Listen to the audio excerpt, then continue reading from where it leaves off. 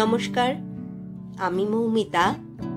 আমার কবিতা পাঠ চ্যানেলে আমার সকল শ্রোতা বন্ধু এবং দর্শক বন্ধুকে আন্তরিক শুভকামনা জানিয়ে আজকের গল্প পাঠ শুরু করছি। আজ আমি আপনাদেরকে পড়ে শোনাবো সুচিত্রা ভট্টাচার্যের লেখা গল্প লুকোচুরি। চমৎকার একখানি গল্প লুকোচুরি। শুনতে থাকুন আজকের গল্প।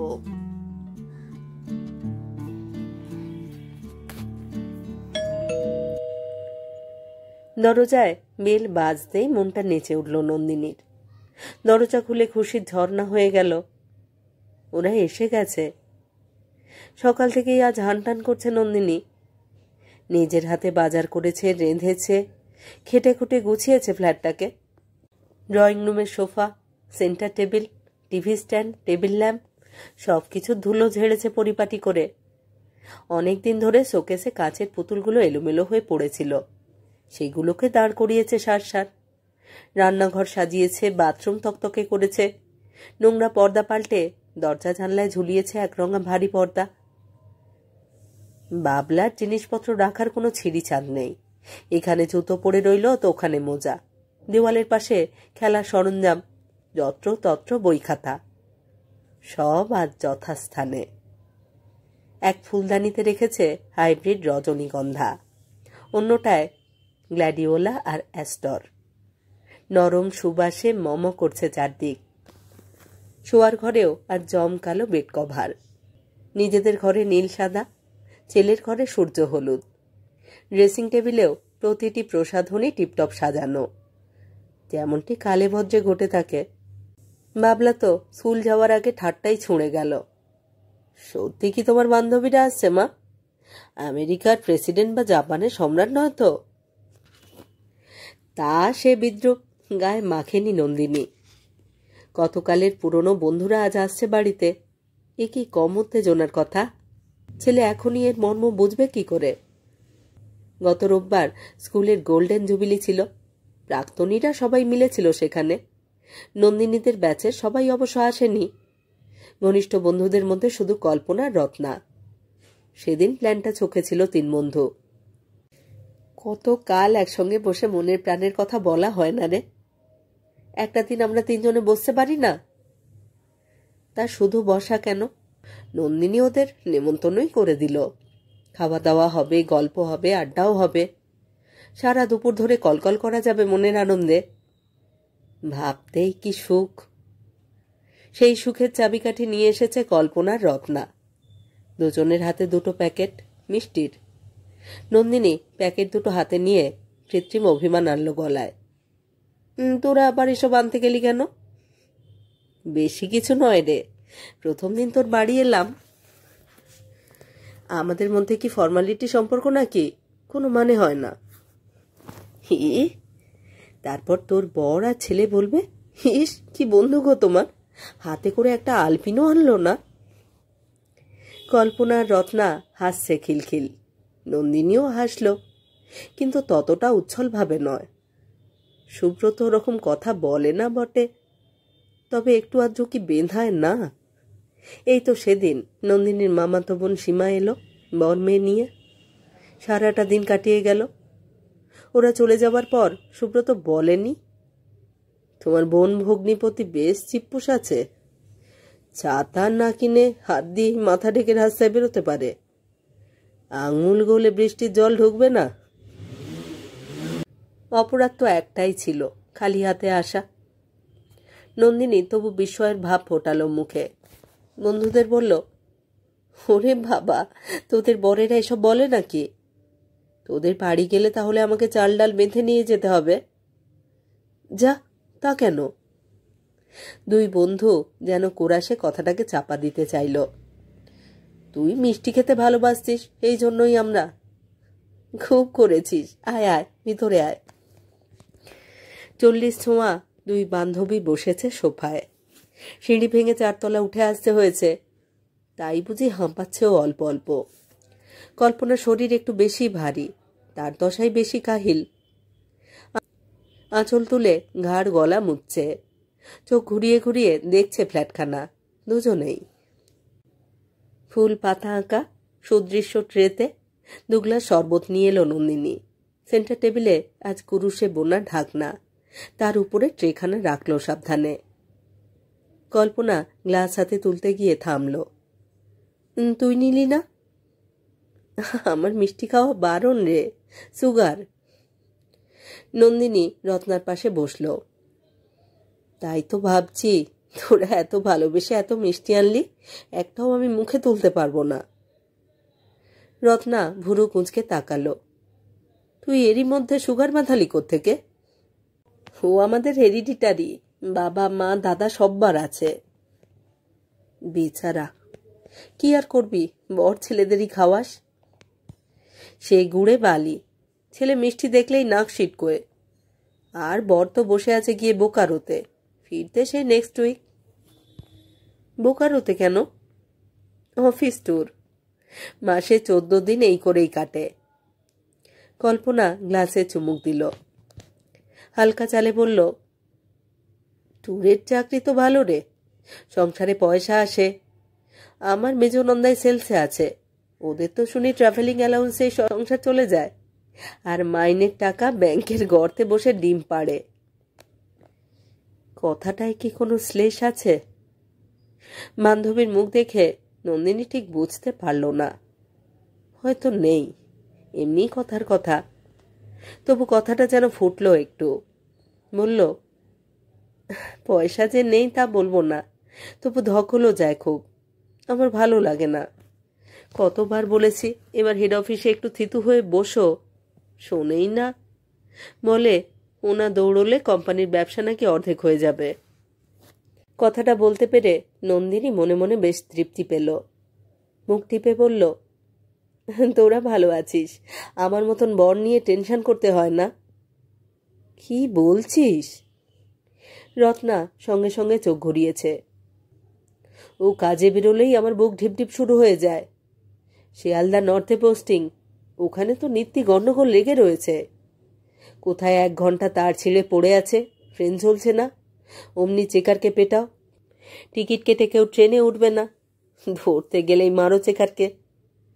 এই তো গেল মাসে কি একটা ঝামেলা হলো, পুলিশ টিয়ার গ্যাস ছড়ল স্টেশনে। আমার বরের চোখ ফুলের ঢোল। সেদিক দিয়ে ধরতে গেলে অবশ্য আমাদের মধ্যে কল্পনাই সুখী। বর দিব্যি ঘরে বসে ভাত খেয়ে পান চিবোতে চিবোতে স্কুল চলে গেল। যাওয়াটাই দেখছিস তোরা, ফেরাটা তো আর দেখিস না। কল্পনা খুশি মনে আলগা ঝামটা দিল। তিনি বেরোলেন তো আল্লাহর নামে বেরোলেন, ফিরবেন সেই রাত 10টায়। হুমা অনেক টিউশনই করে বুঝি? ও করতে চায় না, কিন্তু উপায় কি, 2টো টিউটোরিয়ালের মালিক হতে দিয়ে বাড়িতে পড়েছিল। স্যার আপনি এত ভালো পড়ান, 2টো দিন করে আমাদের জন্য দিতেই হবে। এর সঙ্গে আছে ছেলে মেয়েরা, তারা তো ছিনে জোকের মতো লেগে আছে, সকাল 7টা থেকে উৎপাত শুরু করে দেয়। মাঝখান থেকে সকালের ব্যাচটা টানতে গিয়ে বেচারা জলখাবার খাওয়া পর্যন্ত হয় না। নন্দিনী চোখ টিপে বলল, ভালোই তো, তোর বরের মালটুস আসছে। তেমন আর কোথায় আসে, আমার বরটির তো আবার দয়ার প্রাণ, ছেলেমেয়েরা হাতে পায়ে ধরলেই রেট কমিয়ে দেয়। কথা বলতে বলতে উঠে দাঁড়িয়েছে কল্পনা। তোর বাথরুম কোন দিকে রে নন্দু? ঘাড়ে গলায় একটু জল দিয়ে আসি, বাইরে যা তাত আজ। সূর্য আজ সত্যি বড় প্রখর, বৈশাখের তেজ ফেটে পড়েছে শহরে। জানলায় মোটা পর্দা টান টান, পাখা চলছে ফুল স্পিডে, তবু যেন ঝলসে যায় গা। নন্দিনী বাথরুম দেখিয়ে ফিরে এলো। হঠাৎ গলা নামিয়েছে রত্না। চালবাজির কথা শুনলি? বরের নাকি দয়ার প্রাণ, কম পয়সায় পড়িয়ে দেয়। কসাই, একেবারে কসাই। আমার বরের বন্ধুর ছেলে ওর বরের কাছে পড়ে, 6 মাসের টাকা আগাম জমা দিলে তবে ওর কোচিংয়ে বসতে দেয়। নন্দিনী ফিসফিস করে জিজ্ঞাসা করল, একবার কি কোশ্চেন লিক হওয়ার ব্যাপারে ওর বরের নাম উঠেছিল না? কার কাছে যেন শুনেছিলাম। উঠেছিল কি রে, পুরোই জড়িয়েছিল।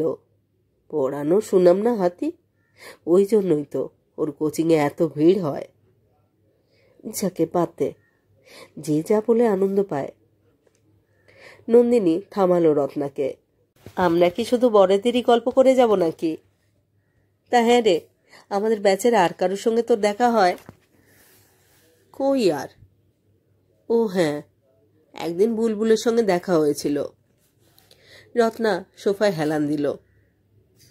কি ভালো বিয়ে হয়েছে রে বুলবুলের। ডাক্তার বর, ছেলে নৈনিতালে পড়ে, দুটো গাড়ি। একটা গাড়ি তো সব সময় বুলবুলের জন্য রাখা আছে। নন্দিনী ঝর্তি বলে ফেলল, গাড়ি তো আমার বড় কিনতে চাইছে, আমি জোর করে ঠেকিয়ে রেখেছি। যা তেলের দাম, ও তো সব শুনতেই চায় না। বলে ভিড় বাসে তোমার কষ্ট হয়, বলে পথে বেরিয়ে ট্যাক্সিওয়ালার পায়ে ধরাচ্ছে, নিজের গাড়ি থাকা ভালো। এবার বোধ হয় কিনেই ফেলবে। সহসা রত্না যেন খানিকটা অন্যমনস্ক। বিমর্ষ কি? নন্দিনী সামলানোর চেষ্টা করল নিজেকে। বলল, হে সেই তো থ্যাপন জুড়ে বসলি, আমার ফ্ল্যাটটা দেখবি না? তুই দেখালেই দেখব। চল চল ওঠ। নিজেদের শোয়ার ঘর, ছেলের ঘর ঘুরিয়ে ঘুরিয়ে দেখাচ্ছে নন্দিনী। উত্তরের ছোট্ট ব্যালকনিতে গোটা 4-5 টব রয়েছে পাতাবাহার গাছের। তাদের সঙ্গে পরিচয় করালো বন্ধুর। রান্নাঘর দেখালো, লিফট দেখালো। নিজের ছোট্ট পুজোর জায়গাটা দেখাতেও ভুল হলো না। রত্না মুগ্ধ চোখে বলল, কি সুন্দর রে, তুই সাজিয়েও রেখেছিস খুব ভালো। কল্পনাও এসে গেছে, সেও ঘুরে ঘুরে দেখছে ঘরদোর। প্রশংসা সুরে বলল, আমাদের সেই পাগলি নন্দিনী কিরকম গিন্নিমান্নি হয়ে গেছে বল। নন্দিনী লজ্জা পেল। আহা, তোরা যেন হোসনি। আমাদের কথা আর তোর কথা? এই রত্না, মনে আছে নন্দিনীটা কেমন ন্যালা খাপা ছিল? অর্ধেক দিন স্কুলে আসতো, দুটো বিনুনির, একটা বাঁধা একটা খোলা, স্কার্টের নিচে ব্লাউজ, বোঝা থাকতো না। বাংলার দীপ্তিদির কাছে তো রোজ বকুনি খেত। এমন অগোছালো হলে ভবিষ্যতে তুমি ঘর সংসার করবে কি করে? নন্দিনী যে এখনো খুব গোছালো তা নয়, নেহাত বন্ধুদের দেখাতে হবে, তাই আজ। নন্দিনী হাসি মুখে বলল, রত্নাটাই বা কি কম ছিল? মাথায় বইয়ের পাহাড় নিয়ে ব্যালেন্স করতে করতে স্কুল থেকে ফিরত। একদিন একটা তাল শিরিঙ্গে ছেলে যেই সিটি বাজিয়েছে, অমনি সব বই হুড়মুড় করে রাস্তায়। 40-এ রত্না পলকে চপলা কিশোরী। তোদের এখনো মনে আছে? নেই আবার? সেই ছেলেটাই তো আবার বই কুড়িয়ে দিতে এলো। আমরা কটমট করে তাকাতেই ভোঁ দৌড়। এই কল্পনা, তুই ছেলেটাকে জুতো দেখিয়েছিলি না? আমি তো তোদের গার্জেন ছিলাম। গার্জেন না হাতি, তুই ছিলি ডান পিঠে। যত সব ধিঙ্গিপোনা তোর মাথায় ঘুরত। মনে আছে নন্দু, কল্পনা সেই মংলু দারোয়ানের পেয়ারা গাছটায় চড়ে বসে আছে, নামছে না, আর নিচে মংলুর ঘেউর নেড়ি কুত্তাটা সমানে ঘেউ ঘেউ করে চলেছে। ইস, আমার হাতে সেদিন যদি একটা পেয়ারা থাকতো, আমি টিপ করে ছুঁড়ে ওর মুখ বন্ধ করে দিতাম। সত্যি, পেয়ারা তো সব তখন আমাদের কোঁচড়ে, গাছ পুরো ন্যাড়া। বুলবুল, আমি, নন্দু, ঝর্ণা, সরমা, কথা চলছে, ফুলঝুরি ছুটছে। এসব রোমন্থন করতেই তো আর জড়ো হওয়া, পুরনো দিনের রূপরসের গন্ধকে নতুন করে খোঁজা। তবু যেন কেমন অসহিষ্ণু বোধ করছিল নন্দিনী। কথা বলতে বলতেই পর্দার কাপড়টা আঙুলে ঘষে জরিপ করল কল্পনা। কিন্তু কই, কিছু মন্তব্য করল না তো। রাজস্থানী বেড কভারটায় হাত বোলালো রত্না। বিশেষ কোনো কৌতূহল দেখালো না। এই ফ্ল্যাটটা নিয়েও কি আর 2-4টে কথা বলতে পারে না বন্ধুরা? নন্দিনী চুপ করে বলল, হেই, তোরা একটু কথা বল, আমি ততক্ষণ ফিশ ফ্রাইটা ফ্রিজ থেকে বার করে আনি। ফিলেগুলোতে অনেকক্ষণ আগে বিস্কুট মাখিয়ে রেখেছি। রান্না তুই নিজেই করিস নাকি? লোক একটা আছে, টুকুস করে একটা মিথ্যে কথা বলল নন্দিনী। সে আজ মশলা টশলা সব করে দিয়ে গেছে। আমি আজ তোদের খাওয়াবো বলে নিজের হাতে সব। খেয়ে যেন নিন্দে করিস না। মেনু কি করলি? গরিবের বাড়ি সামান্য শাক ভাত। বলতে বলতে রান্নাঘরের দিকে এগোলো নন্দিনী। খেতে বসেই দেখতে পাবি। রান্নাঘরে দাঁড়িয়ে দুপলক ভাবল নন্দিনী। আঙুল ডুবিয়ে পরখ করল মাংসের ঝোল, এখনো গরম আছে। ঘি ভাত থেকেও ভাপ উঠছে উষ্ণ। 12:30 তো বাজে, এখনই খাইয়ে দিলে কেমন হয়? ভাবনার সঙ্গে সঙ্গেই নন্দিনী গলা উঠিয়েছে। এই, ফিশ ফ্রাই ভেজে ফেলবো, তোরা এখন খাবি? সেই ভালো, খেয়ে নি আগে, তারপর চুটিয়ে গল্প করা যাবে। কল্পনা রত্না বসেছে শোয়ার ঘরে। ছ্যাঁকছুক শব্দ হচ্ছে কড়ায়।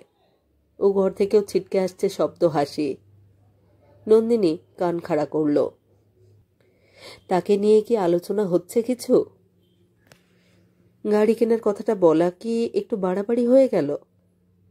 বাড়াবাড়ি কিসের? সত্যি তো একদিন কথাটা তুলেছিল বাবলা। সুব্রত নন্দিনী অবশ্য আমল দেয়নি। এই ফ্ল্যাটের দেনাই এখন জগদ্দলের মতো ঘাড়ে চেপে আছে। মাসে মাসে 4,000 টাকা ধসে যায়। বারবার ট্যুর না নিয়ে সুব্রতর উপায় কি? রত্না বাড়াবাড়ি ভাবলো তো বইই গেল। ওর বরটা কি টিকিট চেকার, মানে নির্ঘাত একটা সিকি আধুলি নিয়ে বাড়ি ফেরে। তাতেই তো দিব্যি বাড়ি হাঁকিয়ে ফেলেছে। হোক না একটু গ্রাম গ্রাম জায়গা, টাকা তো লেগেছে। ওই বাড়ির গল্প শোনাতে স্কুলে সেদিন রত্না একেবারে পঞ্চমুখ। ওর বরের চোখ টিয়ার গ্যাসে ফুলে ঢোল হয়েছে, নাকি ঘুষ নিতে গিয়ে ধোলাই খেয়ে তাকে যাচাই করতে গেছে। ছি ছি, এসব কি ভাবছে নন্দিনী? বন্ধুদের না ভালোবেসে ডেকে এনেছে আজ। কোন সে সুদূর শৈশব কৈশোরের মিতা সব, তাদের নিয়ে এরকম চিন্তা কি শোভা পায়? মামলা স্কুলে যাওয়ার পর সুন্দর করে স্যালাড কেটেছিল নন্দিনী, ইংরেজি রান্নার বইয়ের ছবির মতো। শসা, পেঁয়াজ, গাজর, ধনেপাতা দিয়ে। টমেটো থাকলে আরো খুলতো, কি আর করা, অসময়ে এখন টমেটোর যা দর। প্লেট সাজিয়ে বন্ধুদের ডাকলো নন্দিনী। একসঙ্গে খেতে বসেছে 3 বান্ধবী। চলছে লঘু আলাপচারিতা। কল্পনার বর ফিশ ফ্রাই মুখে তোলে না। তার রোজ কম করে 100 গ্রাম মৌরলা মাছ ভাজা চাই, তাতে নাকি ব্রেন টাটকা থাকে। রত্নার বর আবার মাংস খাবার জম, কিবা মুরগি কিবা খাসি। নন্দিনীর পর নন্দিনীর হাতের এই ঘি ভাতটার জন্যই পাগল, চিটে ফুটে খায়। বলতে বলতে অকারণ হাসিতে ভেঙে পড়ছে 3 বন্ধু। ছেলে মেয়েদের বিচিত্র সব খেয়ালিপনা নিয়েও হাসির ফোয়ারা উঠছে বারবার। কথায় কথায় একসময় কল্পনা বলল, তোর ফ্ল্যাটটা কত স্কোয়ার ফিট রে? 670। প্রিয় প্রসঙ্গ পেয়ে নন্দিনী ঝলমল করে উঠল। তাতেই তো 5 লাখের ওপর পড়ে গেল। নিলি তো নিলি, 4 তলায় নিলি, গরমকালে তো খুব কষ্ট। 2 তলা 3 তলায় নিলে পার স্কোয়ার ফিট আরও 30 টাকা করে বেশি পড়তো। তার মানে আরও 20-25 হাজার টাকা। এই যে হয়েছে তাই না কপাল। নন্দিনী ঢোক গিলে বলল, আমার তো ইচ্ছে দোতলাই ছিল, আমার বরের জন্য হলো না।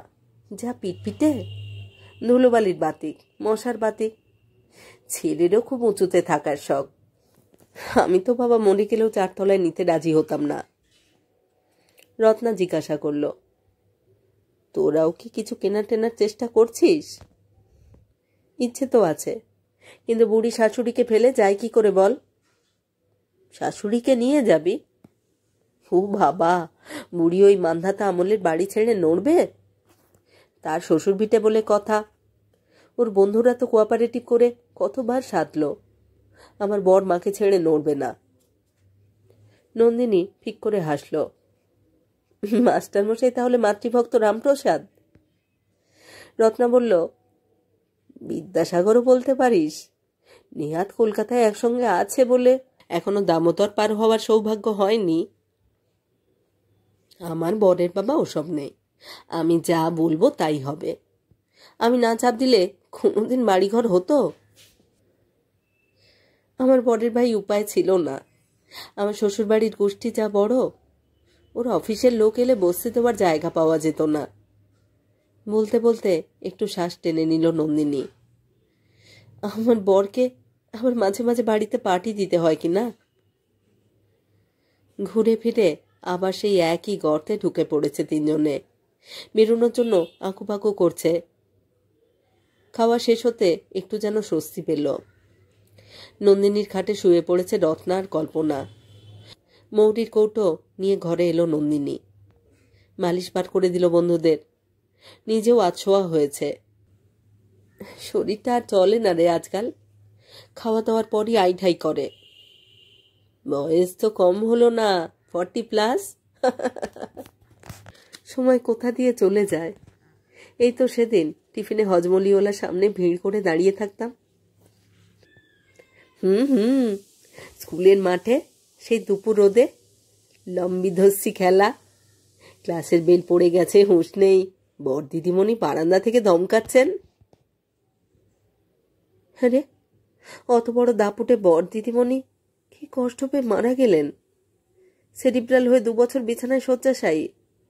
শেষের দিকে কাউকে চিনতেও পারতেন না।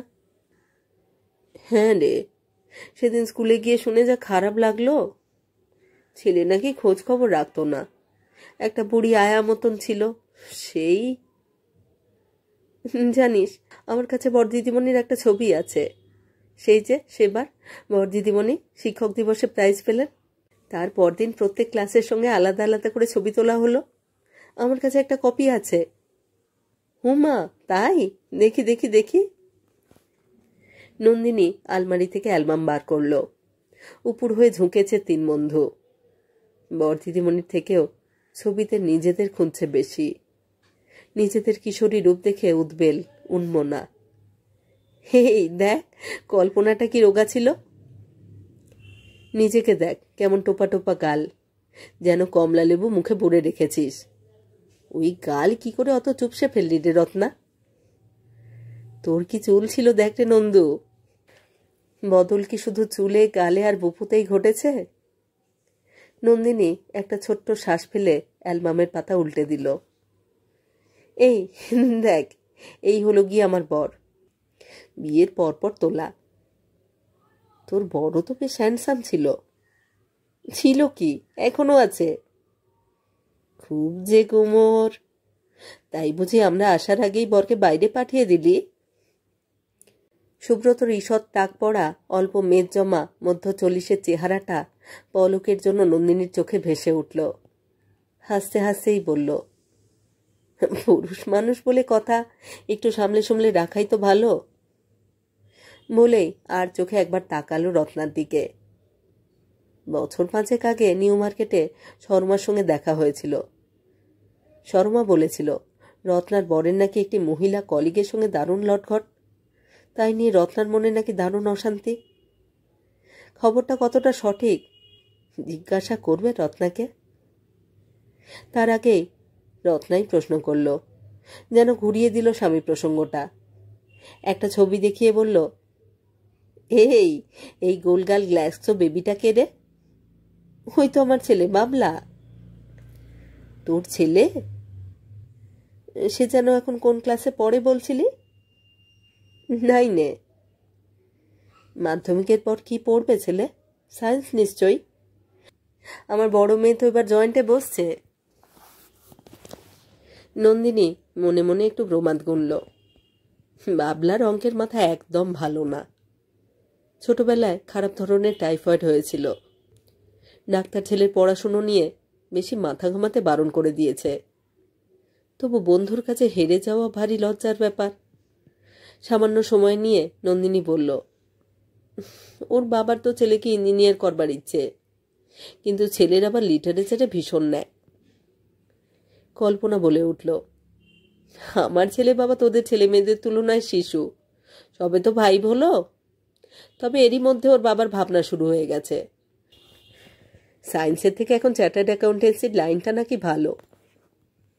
না না, ম্যানেজমেন্টের এখন দাম বেশি। আমার ছোট মেয়েটাকে তো ওই লাইনেই দেব। টুবলুর বাবা তো ছেলেকে একটা কম্পিউটার কিনে দেবে ভাবছে। এখন থেকেই অভ্যেস করুক। বিকেল হয়ে এলো। খানিক আগেও মাথার উপর সূর্যটা ঝকমক করছিল, সে এখন পশ্চিমে হেলেছে। পূবের জানলার পর্দার ফাঁক দিয়ে এক মায়াবী ছায়া ঢুকে পড়েছে ঘরে। তারই মাঝে কাল্পনিক সংলাপে মেতে আছে তিন বন্ধু। সব গল্পই ঘুরে ফিরে চলে যায় স্বামীতে, ছেলে মেয়েতে। এসব গল্পে কোনো আনন্দ নেই, তবু তিনজনই যেন ভারী খুশি। তাদের কারুর জীবনেই যেন কোনো ক্লেদ নেই, গ্লানি নেই, অভাব নেই, দুঃখ নেই, লজ্জা নেই। যেন তিনজনই পরিপূর্ণ, তিনজনই সুখী। সংসারের রূঢ় বাস্তব তিনজনকে নিখুঁত অভিনেত্রী করে দিয়েছে। শুধু একটা কথা ভেবেই মাঝে মাঝে অন্যমনস্ক হয়ে যাচ্ছে তিন বন্ধু। তাদের এখন নিজেদের আর কোনো কথা নেই, মনের কথা, প্রাণের কথা। অথচ তারাই একদিন ক্লাসে রচনায় লিখেছিল, একজন গ্লোব ট্রটার হতে চায়, একজন বৈমানিক, একজন পর্বত আরোহী। আশ্চর্য, সেই মনের কথাটা তারা কেউ বলছিল না। কল্পনা না, রত্না না, নন্দিনীও না।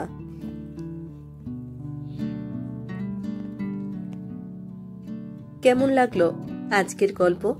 সুচিত্রা ভট্টাচার্যের লেখা গল্প লুকোচুরি। তিন বান্ধবীর পাল্টে যাওয়ার গল্প, বদলে যাওয়ার গল্প। জীবন বোধহয় এমনই, আমাদের সব সারল্য, সব স্বচ্ছতাকে বদলে দেয়। এটাই হয়তো নিয়ম। কিন্তু না বদলালেও তো পারত। ছেলেবেলা সেই বান্ধবী তিনজন মনের খুশিতে তেমনি সরলভাবে আনন্দে মেতে উঠতে পারত। জীবন বোধহয় এরকমই। আমার চ্যানেলে যারা আমার পুরো গল্প পাঠ শুনছেন তাদেরকে জানাই আমার আন্তরিক ধন্যবাদ। আমার গল্প নির্বাচন এবং পাঠ যদি আপনাদের ভালো লাগে অবশ্যই এখানে লাইক করবেন এবং গল্পটিকে আপনাদের প্রিয়জনের সাথে শেয়ার করতে ভুলবেন না। আর হ্যাঁ, যারা এখনো এই চ্যানেলটি সাবস্ক্রাইব করেননি তাদের অনুরোধ সাবস্ক্রাইব করে সাথে থাকার। আপনাদের পছন্দ অপছন্দ, আপনাদের মতামত কমেন্ট বক্সে অবশ্যই আমাকে জানান। আপনাদের মতামত অত্যন্ত মূল্যবান, আমার এগিয়ে চলার অনুপ্রেরণা। অপেক্ষায় রইলাম আপনাদের মতামতের। ধন্যবাদ। সবাই ভালো থাকুন আর থাকুন পরের গল্পের অপেক্ষায়।